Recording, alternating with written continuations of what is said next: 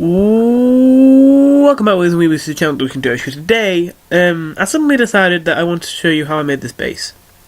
Because I'm pretty proud of it. It sounds pretty nice. It's the only base, if you don't count the one at the beginning of this track, that I've made so far. But I really like it, so I'm going to show you it. As you can see, there's a lot of parts to it, but I can explain it's not actually too complicated, kind of. It's a lot of the same stuff. There's a lot going on, but a lot of it is not that complex. It's very similar to each other, a lot of these automation clips, like what they do. So anyway, I'll give you a little sneak peek of this drop. This is part of the technology PEP, hopefully. So many things crash out of nowhere that I wouldn't hold your breath about this being in it, but I hope that I manage to finish this before anything wrong happens, and I hope that it turns out good. And this does sound like a good start. So this is the base that we're going to be making.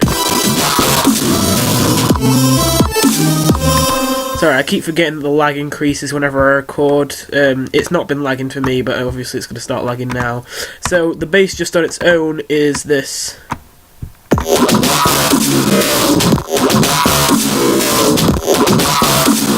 In fact, I'll let you have a listen to the little lead in too, just because it makes it flow a bit more.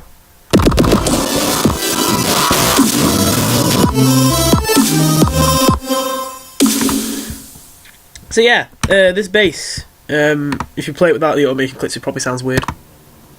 Can't even hear it. Right, okay. So, if I just, play it there. That's what it sounds like with no side chaining too. So, as you can see, this is a patcher. Now, I don't think you've seen me use patcher before, I don't know. The thing is that a lot of the time when I use patcher, for whatever reason the project crashed, and I don't think it was due to patcher. It was just a coincidence, at least as far as I'm aware. Every crash didn't seem related to it. So, and usually the things that I made weren't noteworthy. The only one that was noteworthy was Shadow Gauntlet, which you didn't know. Yes, I did work on the Shadow Gauntlet, and I think it was the best one out of all four of them. And for the time I made it, it was really ahead of my time, because at that point I wasn't quite at my full quality that I consider myself to be in as of now. And it was seriously the quality of the stuff that I'm doing now, months ago. And sadly it crashed, and I got so mad about that, but I never actually made a video about it because I recorded one of me just looking at the screen, being like, oh well, I hate my life now. But thingy, I don't think it actually ever I uploaded it, I don't think. I just thought, well, what's this gonna do? Nothing good. But anyway, so here we have our synth.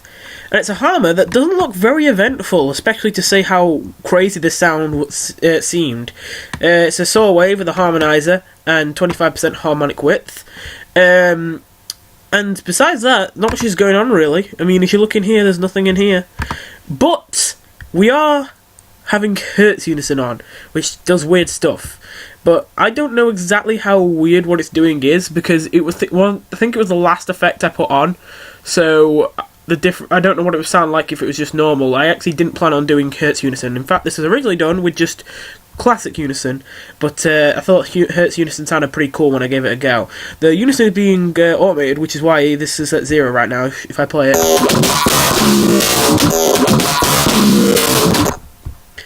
So there. This is where it gets a bit crazy though. It's pretty simple actually, honestly. Basically there's a parametric equalizer, which you know is one of those things where you can change how much volume comes through on certain frequencies. And then there's a wave shaper, which is just really heavily compressing them. And if you couldn't tell, I've been watching Seamless, and that's why I had the idea for a synth like this. Obviously it's on a much simpler scale than what Seamless would do, but it's that kind of principle. And then after it being wave shaped, it's been EQ'd again, but this time it's more to do with mastering, although there is a little bit going on here. But it's not as much as... Actually, I think it's about the same amount now. Oh, right, okay, so I made some decisions. So basically, the things that get filtered out before we go into the wave shaper, the fact that they're not there will be way more noticeable, because the things that are kept will be distorted, whereas here the things that will be kept won't be distorted because they've already been distorted in the past. So basically, the earlier the like filtering comes in the series, the more effective it is. And originally I had everything on this one EQ, and this was just going to be a mastering EQ, but I found that the band stop, which is where they put this gap in the frequencies where there's no volume in that frequency, the sound didn't sound very good with the band stop being so powerful, because it made it sound weak. And I thought the distortion would make up for that, and it kind of did, but it made it sound really, really strange, and like the sound was just... It wasn't quite, ow, my ears are bleeding, but it was kind of, oh, wait, this is not what I want. No, this is just not... This doesn't sound right. So, yeah, there's also a high pass, which isn't doing much. It was just kind of a little extra touch. In fact, I don't think the sound would be very different at all if the high pass just wasn't there. It was just a little extra touch that I'm not even sure how much it's doing. So, yeah, all this is Harmor playing a very low note that fades down, so E4 to to B3. That has a little bit of Hertz unison, which is being automated a bit of harmonizing, and just some EQ and distortion. That is all this sound is. Actually, there is one other thing. There's a little bit more distortion as well coming later up. So let's look at the automation clips so you can get a good look at which one does what, and you can see how I've made this kind of movement. So this first one is the most important one, because this first one controls the band pass, which, as you'll see, is the most important one, basically. Let's see how this sounds just there.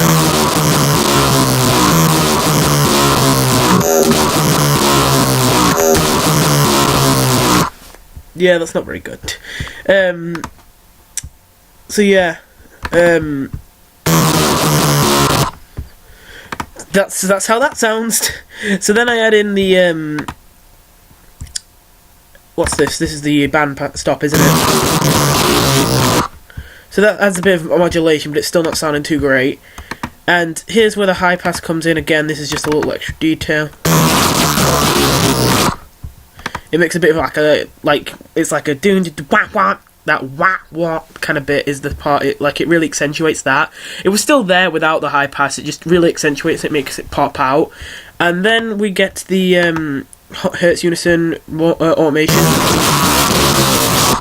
But here's where we get the only part I haven't talked about, which is probably the part that's making it sound weird.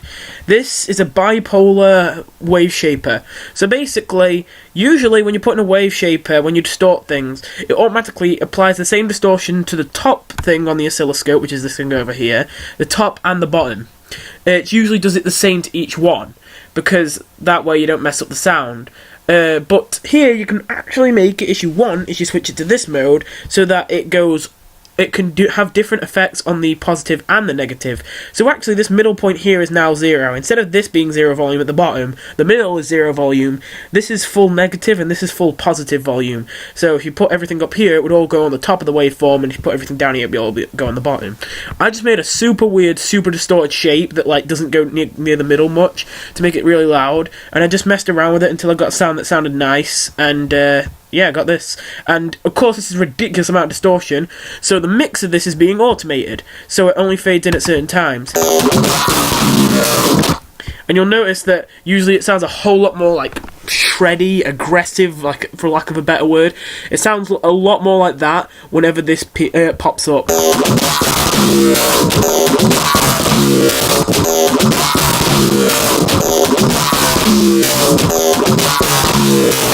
So yeah, that's basically the sound in a nutshell. So yeah, now you got hopefully you have this to look forward to when we get around to releasing the technology at P, which, as of recording this, I've gotten all but 2 done, and this is one of those 2 if it gets released.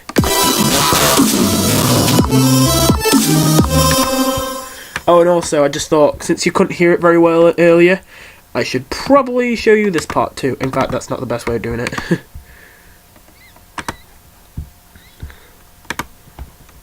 This is where it's just fading in before the drop.